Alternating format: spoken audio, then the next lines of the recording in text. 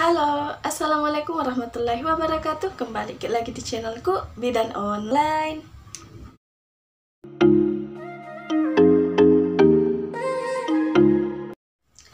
Halo, di video kali ini kita akan membahas tentang ciri-ciri pembalut berbahaya.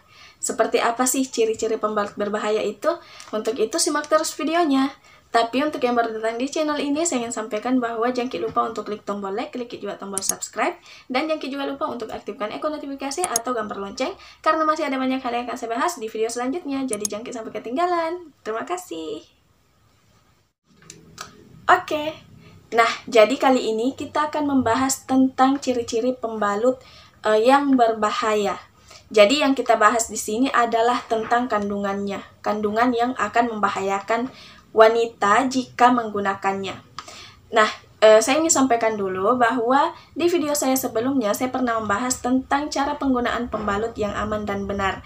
Jadi untuk teman-teman yang belum menonton video saya sebelumnya bisa untuk cari di video saya tentang cara penggunaan pembalut yang aman dan benar. Oke, kalau begitu kita lanjut saja ke inti videonya.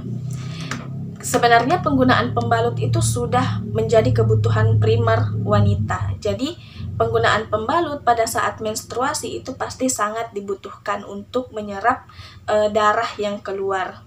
Nah, tapi apakah semua pembalut yang digunakan itu sehat? Apakah semua pembalut itu aman digunakan? Nah, itu kita sebagai konsumen itu tidak tahu. Nah, di sini saya akan menyebutkan beberapa ciri-ciri pembalut berbahaya dan kandungan-kandungan yang ada dalam pembalut yang bisa membahayakan wanita. Tapi tidak semua pembalut itu mengandung zat-zat yang berbahaya yang nanti akan saya sebutkan. Ada beberapa pembalut yang menggunakannya dan ada juga yang tidak. Jadi itulah kenapa kita harus cerdas dalam memilih pembalut. Nah, kita langsung saja ke ciri-ciri yang pertama. Ciri-ciri yang pertama adalah pembalut yang mengandung wewangian. Jadi, hal ini juga pernah saya bahas di video saya sebelumnya. Jadi, pembalut yang mengandung parfum itu sebenarnya tidak bagus untuk kesehatan.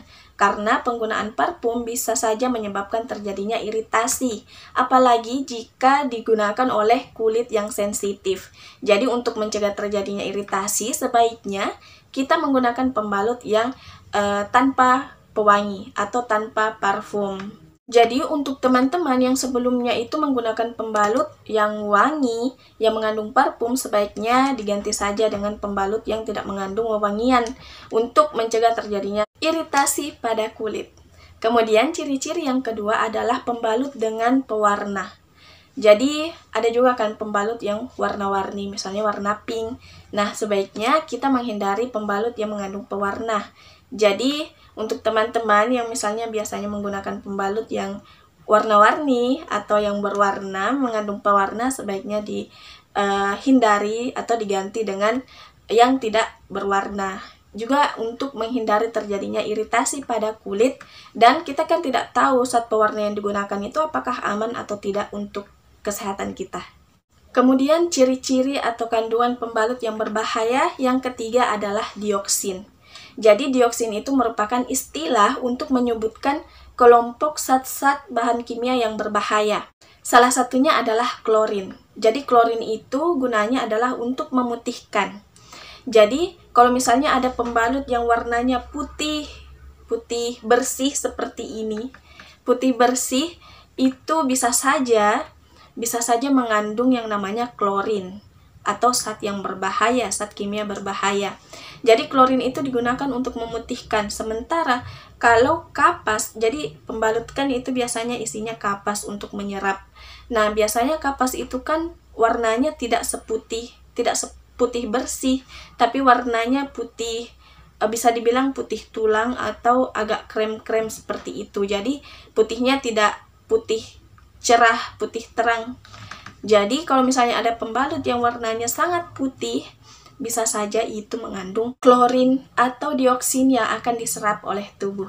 Tambahan informasi bahwa pada tahun 2015, YLKI atau Yayasan Lembaga Konsumen Indonesia itu menemukan bahwa sejumlah besar produk pembalut itu menggunakan klorin atau mengandung zat pemutih.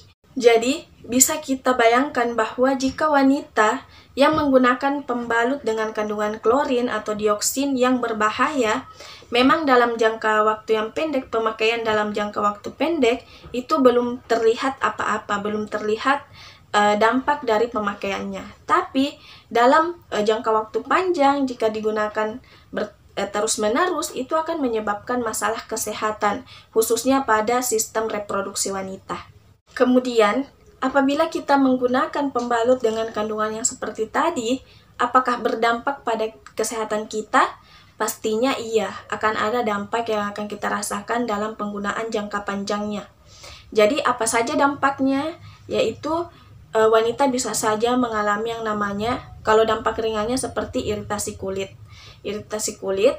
Kemudian, dampak lainnya itu adalah endometriosis, kanker, kanker serviks, kanker rahim, dan kemandulan. Jadi, salah satu pemicu penyakit-penyakit tersebut yang tadi saya sebutkan itu adalah karena dari penggunaan pembalut atau dari penggunaan bahan yang memang berdampak buruk bagi organ reproduksi kita.